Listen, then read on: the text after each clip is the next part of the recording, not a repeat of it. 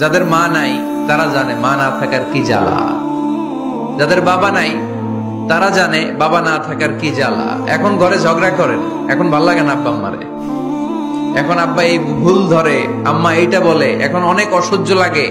তো যেদিন চলে যাবে ওই দিন বুঝতে পারবেন মাথার উপর থেকে ছাতাটা নাই হয়ে গেছে, বটবৃক্ষটা চলে গিয়েছে, আর উপদেশ দেওয়ার মতো কেউ নাই, কাছে আগলে রাখার মতো কেউ নাই।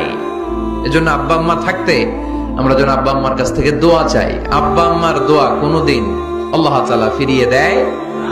মায়ের মর্যাদা অনেক বেশি, বাবার চেয়ে 3 গুণ বেশি, কমসে কম। কয় গুণ বেশি? মা মা মা, তারপর বাবা। 3 বার মা। কয়বার মা? 1 বার বাবা। তার মানে মাকে ইসলাম দিয়েছে স্বর্ণ পদক, দিয়েছে রৌপ্য পদক, দিয়েছে ব্রোঞ্জ পদক, আর বাবাকে দিয়েছে সান্ত্বনা পুরস্কার। আমরা এটা নিয়েই খুশি, ঠিক কিনা? তাহলে মাকে 3টা পুরস্কার, স্বর্ণ পদক মা, রৌপ্য পদক মা, ব্রোঞ্জ পদক মা, বাবারে দিছে কি? সান্ত্বনা পুরস্কার। এজন্য মায়ের মর্যাদা বেশি। লাউ কাতা'তা জিলদাক, চামড়া কেটে যদি মায়ের পায়ের জুতা বানিয়ে দাও। ছোটবেলা যে মায়ের বুকের দুধ খেয়েছো, আল্লাহর হাবিব বললেন 1 ঢোক দুধের শোধ আদায় হবে না, ঠিক কিনা?